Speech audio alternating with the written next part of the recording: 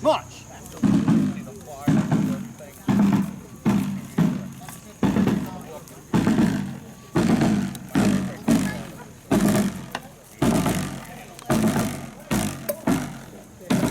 They have a door now. Everything are closed.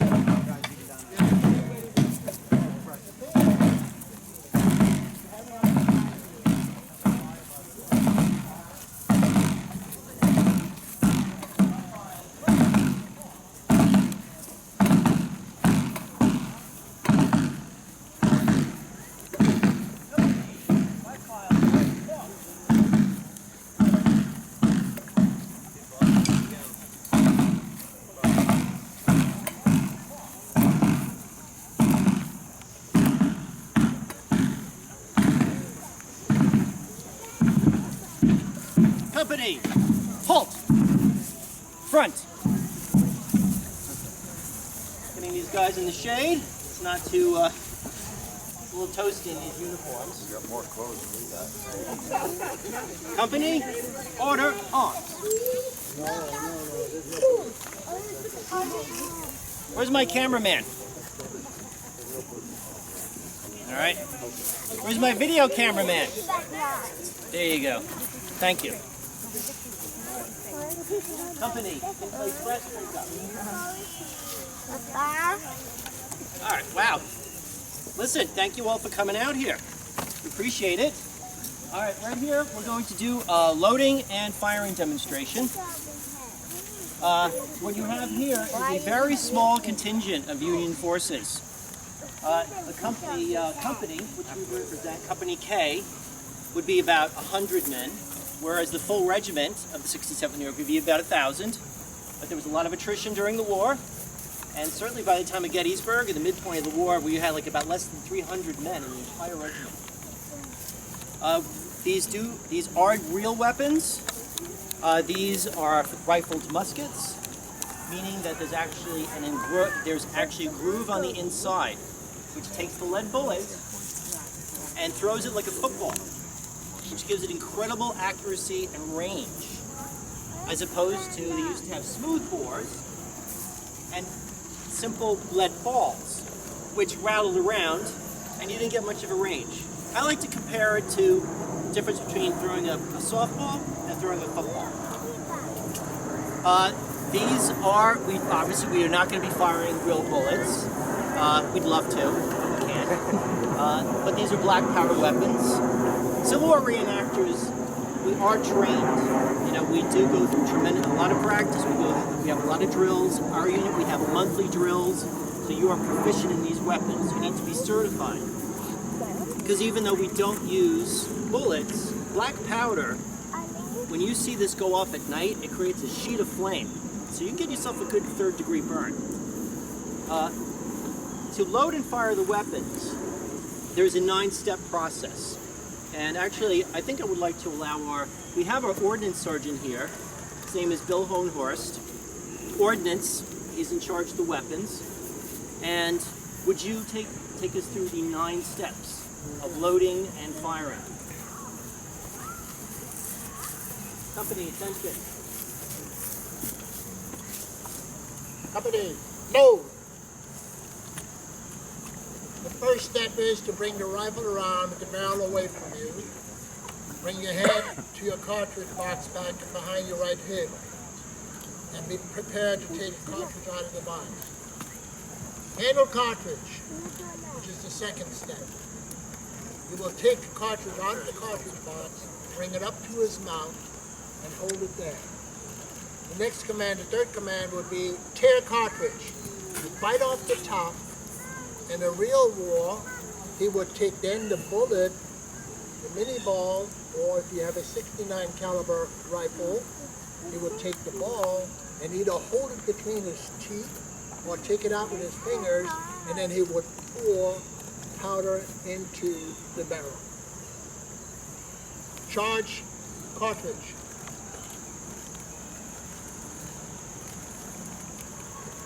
On the next step, he would take then the ball between his finger or in between his teeth and put it on top of the muzzle.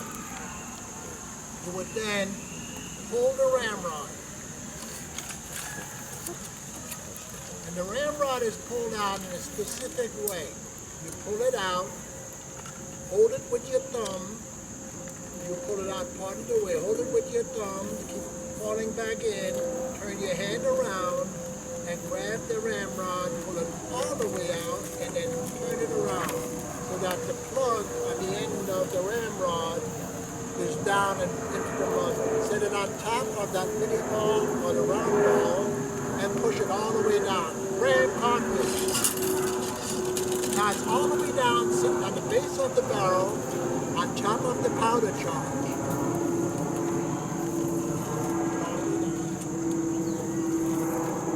Restore ramrod.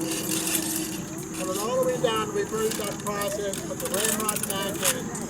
Now if you're shooting a lot of rounds, what you might do, what they have done I'm sure, is that instead of putting the ramrod back in, they may stick it in the ground in front of, shoot the rifle and use it from there. But if you are on the move, then you're going to lose your ramrod. So chances are you're going to have to put it back in. The last part of to remember is that now you have a fully loaded rifle. The last part is to push that ramrod all the way down. You use the pinky of your right hand, just like they are doing here. Why? If you push it down with the palm of your hand and the round goes off, you're going to lose your hand. If you lose your finger, you can continue to fight. Okay? Lose your right hand, you're done for the day. Okay? Up to the ready? At this point, they put the rifle at an angle sitting on top of your cap bar. The next command would be prime. They reach inside that little cap pouch and they pull out a small cap, percussion cap. They put that on the cone of the rifle underneath the hammer.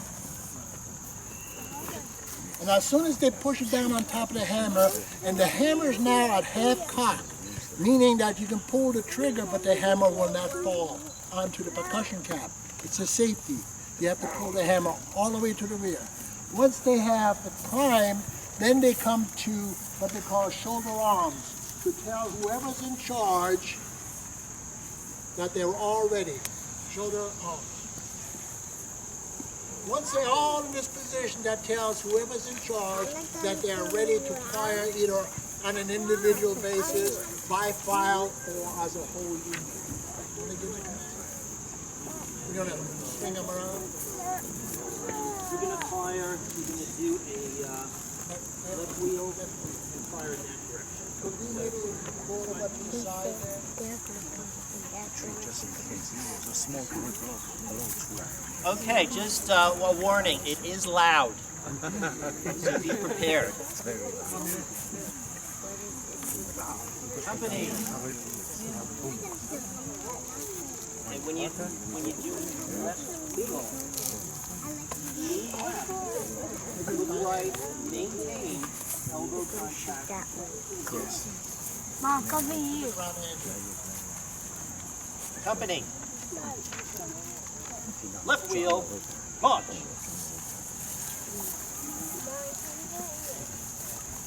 Company, halt.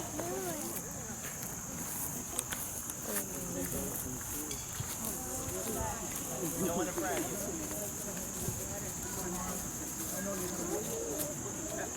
All right, company.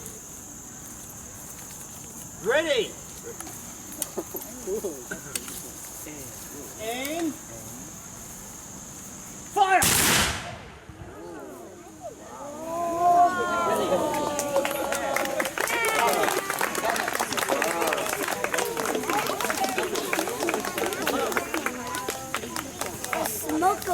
Now they're going to repeat the process. They're bringing the rifle back down, sit it on the ground between their toes, fall away from them, reach back there, automatically going to the same 9 steps and doing the whole thing all over again until they have their rifle at shoulder arms, which tells the commanding officer or whoever's in charge that they're all ready to shoot again.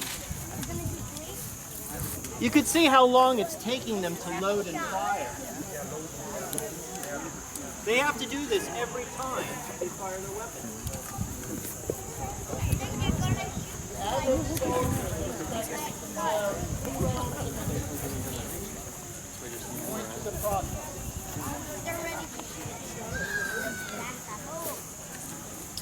I think what I might do is create 2 ranks. What we'll do is we'll do fire by files. The last one will be firing by ranks. So we get 3 shots out. Yeah. So you're gonna give the first What one. I'll do is, okay, Rob, just hold behind Mike. Right, you're where? When you're in the battle line, Go in the front. meaning you have 2 ranks, one behind the other, in this configuration, the rear rank, if they're all going to shoot at the same time, the rear rank is required to shoot over the right shoulder of the person in front. And we stress that he needs to move his musket forward far enough so that the percussion from the muzzle or the percussion from the percussion cap does not injure the hearing of the person in front. So what we do is we tell him to move the rifle over the shoulder, the right shoulder of the man in front, between the second and third man on that rifle. Also, as they're stepping, when the command ready is given, they'll step back here like that, bring the rifle down on top of their percussion cap pouch. And on the command aim, they step to the right so that they can shoot over the right shoulder and keep their weight and aim it down to the and then the command fire is given. What we're going to do next is going to be firing by files. Now, you can see how long it takes to actually load and fire. So what's the best way of keeping this lead going? Before we just did a single volley. So everyone fired their weapons, which means no one can fire their weapons for the next 20 seconds. So to keep it going, like say in waves, you have firing by files, where you start firing on this end, it keeps going, each file mate, and by the time you get to the end, the first one is already reloaded and ready to go. Company. We got extreme elevation.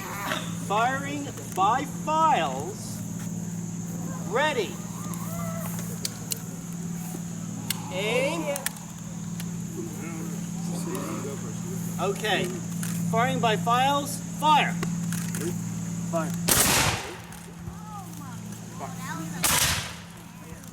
Fire. Okay. Ready. Recover. Shoulder arms. All right. You might have noticed one of these weapons did not go off. It's called a misfire. So you can probably cap off. Now, misfire is actually pretty common. And in a way, it's kind of good that you have an example of it. Misfire, that powder's still down there. And sometimes, if there's a lot of noise going on, you might think it gone off. And then you start piling more powder down. And then you're actually holding a small bomb. And you got to be careful, because there have been accidents where it just blows the breech right off. So we're very careful to notice these things when we're in the ranks and clear them out. So I just told the men just to cap it off and see if it goes off a second time. So we're always very safety conscious in our outfit. All right, the next one we're going to do is firing by rank. All right, you have a front rank and you have a rear rank. And you take turns loading and firing. Okay, load. I should have had you do that earlier. We're going to have it done at elevation, just in case, because another thing, we always have to make sure the barrels are clear. And we don't use bullets. But, chance, let's say you put the gun on the ground. What if you get pebbles in there? Or if you lean it against a tree, and some tree bark gets in there? I mean, anything that goes in those barrels you fire is potentially lethal, or it could do a lot of damage.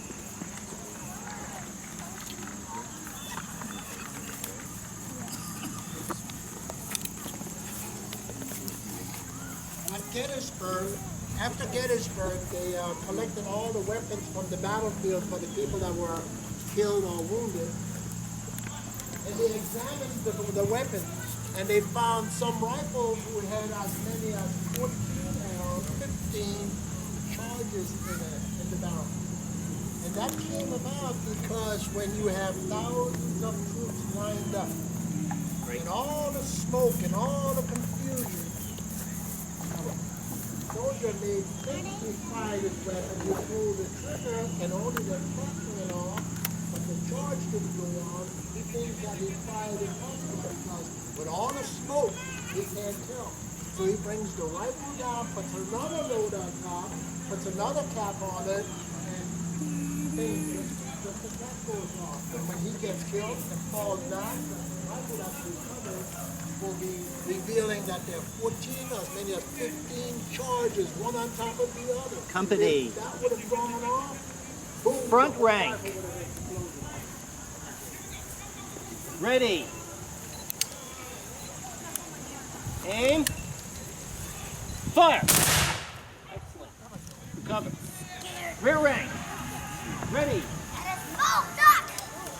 Aim. Fire. Cover. Shoulder arms. Company. Left wheel. March.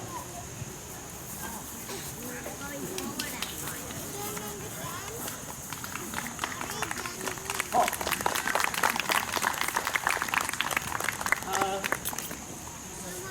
Actually, guys, remember where you were before. Let's just get everybody back into a single rank. Right?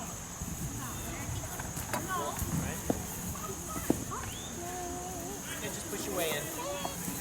All right. We've had our loading and firing demonstration for the morning. We're going to be doing it again in the afternoon. Feel free to stick around. Order arms. Okay, in place rest. Rank up. Our camps are open. Please, we'll be here until 4 o'clock. So if you have any further questions, just ask. We want to thank you all for coming out here.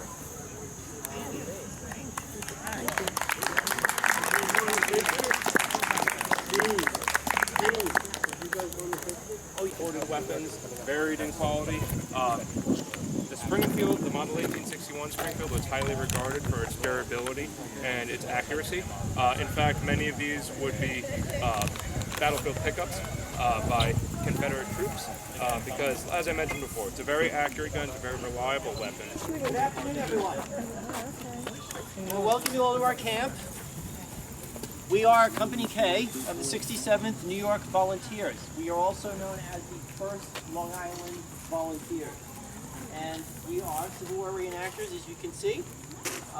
We are actually a non-profit organization. We're a historical organization. I know everybody probably has this expression, Civil War reenactors being a bunch of drunks with weapons, which I can't argue with. However, we are serious. We love history. We're history nerds. We love to teach. We're all amateur historians. We have voluminous knowledge about the Civil War, about the 19th century, and our goal is to educate and preserve history. We do a lot of educational programs like this one, and we teach all aspects of the Civil War, but of course, I think you're all intrigued about our weapons, and we want to thank the Bayside Historical Society for getting permission from the NYPD for us to fire on the grounds. So before we get started, those are real weapons. They are not originals. Originals are going to be in a museum. They're reproductions. They're Enfield muskets from Britain. They're Springfield muskets from Massachusetts. Rifled muskets, which gives them much greater accuracy than the smooth bore muskets that were used in the Revolutionary War or during the Napoleonic Wars. These weapons had great range and accuracy. And we won't be using any bullets. However, these do take black powder. We fire black powder. And black powder is very dangerous if you mishandle it. If you see these go off at night, you actually shoot a flame come out. And if we keep the muzzles away from our faces and our hands, just in case. It's very rare, but sometimes these might go off if you don't properly handle the weapon. So we'll just show you a little manual of arms. Have anybody seen this before? Nope? Okay. All right. Company. Shoulder on. Now, just like today, manual of arms is just different ways of holding the weapon. The weapons were about 10 pounds, very heavy. So you have to keep shifting it so that you don't wear out your arm. Company, right shoulder shift, on. Okay, now the weight is on your right shoulder. You have to be very careful not to do the Three Stooges, you know, because you're going to have people in back of you when you're marching. Company, shoulder, on. Company, support, on. This is actually our favorite. You see the hammer is resting on the left forearm. It's actually quite comfortable. Company, shoulder, on. You always have to go back to the shoulder arms before you go into the next manual. Company, secure arms. Might look very strange, but there's a reason for it. Okay, these are black powder weapons. If black powder gets wet, it's useless. So if it's raining, what you have to do is keep that pointed downwards, and you keep the metal breech under your armpit. These are not stainless steel. These rust. If we go to a reenactment and it's wet, they turn into cheese doodles. These are high maintenance weapons, both on the outside and on the inside. We have to clean every time we fire. Black powder is very corrosive. Company, shoulder, arms. Company, present, arms. This is a sign of respect in case you have any dignitaries or generals passing by. Company, shoulder, arms. Now, we only have 5 men here, but you have to imagine hundreds of thousands of men. What we're going to do is we're going to march out. We're going to go into this field right over here, and we're going to go through the 9 steps of loading and firing the weapon. Company. 1 rank. Right face. Company. Forward, march. Company. 5 files right, march. All right. Now what I'm going to do right now is I'm going to turn this over to our ordnance sergeant. What he's going to do is going to tell you about the 9 different steps of loading and firing. You have to remember, this is state-of-the-art equipment, but still, it took a long time to load and fire. Sergeant? Company, load. At that point, step number 1, the command is load. The soldier will put the rifle in front of him with the barrel away from him, and he'll place his hand on the cartridge box in preparation for the next step. Handle the cartridge, he'll pull out a cartridge from the cartridge box and bring it up to the muzzle, alongside the muzzle. It stops right there. Tear cartridge.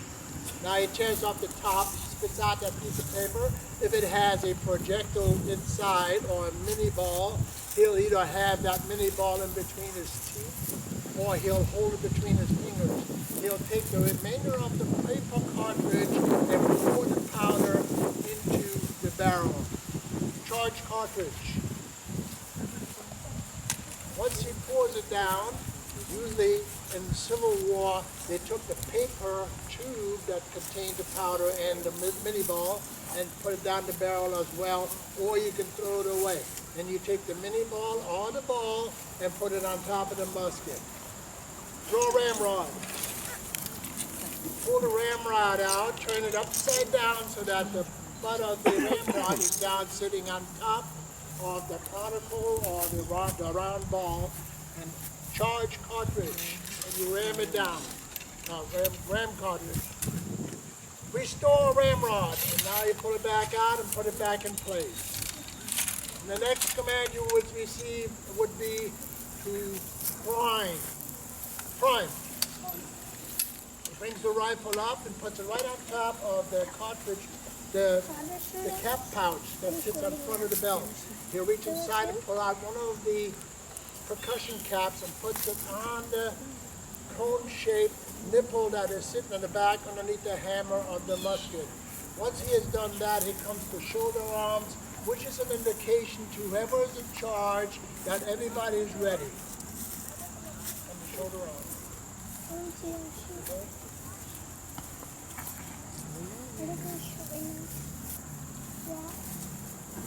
What we're going to do is perform a left wheel. So we're going to swing out like a door. Go over to the side. You're going to be firing in this direction.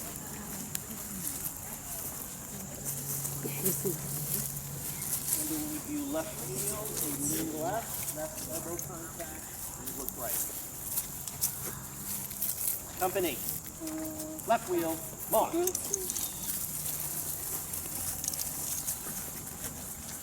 Company halt. We're going to do a volley by company. Everyone's shooting off at the same time. Company. Ready. Aim. Elevate. Fire. Cover. Load. See, now it's going to take another 20 seconds at the very least to load and fire the weapon. You have to keep doing this every single time. Now, if you have 1,000 guys and they fired the musket, all right, that's 20 seconds of empty space. So what do? You have to learn how to stagger the firing. So there are different ways of doing this. You can do it by files, which is almost like the wave in a stadium. Someone fires, the next one fires, the next one fires, the next one fires. By the time you get to the end, the beginning is already reloaded and ready to fire. So that will be next. We're going to fire by files. Company. Firing by files. Come in. Oh.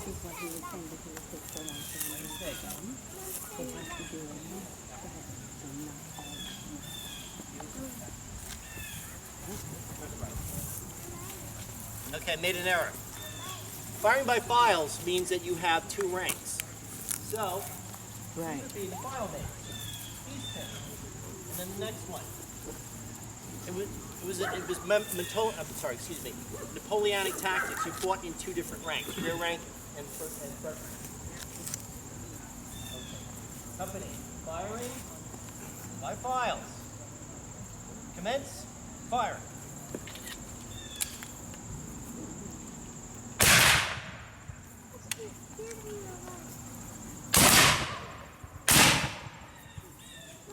See, it's sequential. And you have to imagine, we don't have many people here, but you had 100, you just have a wave of firing going. Reload. So the next one they're going to do is firing by rank. Front rank goes first, then rear rank. So this way you actually you cut down that time where you can't fire. Go ahead. We're very safety conscious, and they did the same thing in the Civil War. If the second rank shoots over the shoulder of the people in front of them in the first rank, there's something that they have to do. On the command ready, the second rank will simply place their right foot perpendicular to the left foot in this fashion. They have their rifle up in this position. And then on the command aim, he'll step to the right. This is the second rank only, so that he can aim over the shoulder of the right shoulder of the person in front of him. And he brings his musket forward so that the second and the third band is right on top of his shoulder, so as not to get the concussion from the muzzle or the concussion from the cap behind him into his ear. Okay? After that, once they are done firing and they're told to reload, they come right back to this position, to the ready, and right in front of it and reload. Company. Firing by rank. Front rank. Ready. Aim. Elevate. Fire. Cover. Load. Rear rank. Ready. Aim. Fire. is how the second ring put the rifle over the shoulder, the right shoulder of the person in front, and far forward so they won't get hammered by that concussion. We're going to do one more volley together, because that's why we're here. We're here to burn powder, right? I love the smell of powder in the morning.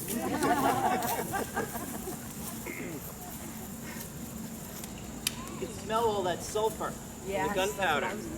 Now, this is just 5 muskets. You go to a Civil War reenactment, we certainly encourage you all. You have thousands of these going off. You have big billowing clouds of sulfurous vapors. You smell real nice at the end of the weekend. At the 150th anniversary of First Manassas in Virginia, we had almost 12,000 troops. And if they're all lined up as far as the eye can see and they're all shooting at the same time, it's a big bang. Company. Firing by company. Ready. Aim. Elevate. Fire.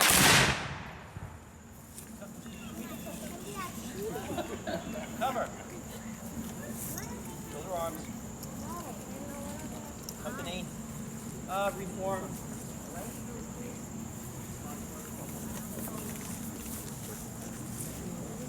Company.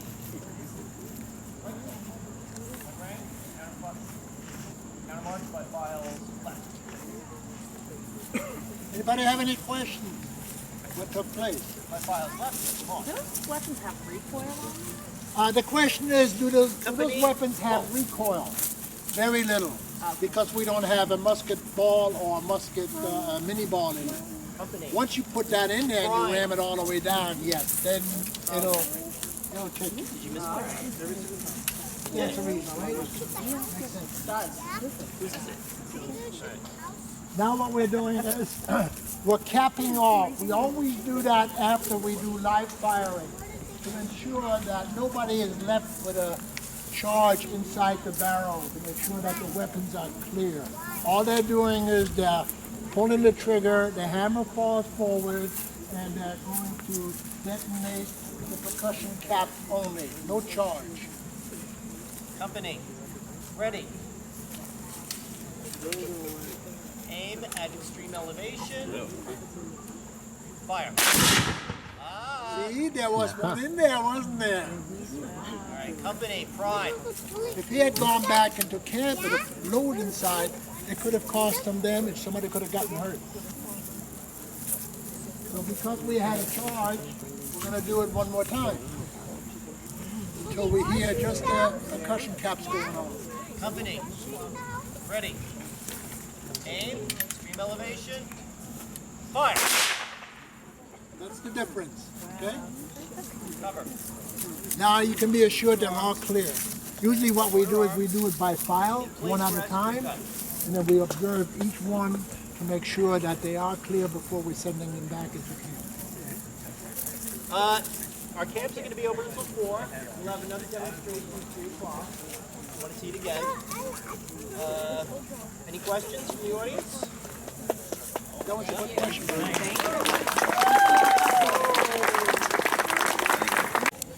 You still have your We're company K, 100 guys. to clean it out, to clean all Yeah, that's how it's broken down. You got companies, then you got the platoons. residue of the black powder. Kind of just builds up. Wrench to clean it. Like basically a multi-purpose tool. We want the size to be correct. Wrench, you got a couple of different size screwdrivers. Safety in mind. Yeah, so you don't have to have all these. So you don't have to have all these tools.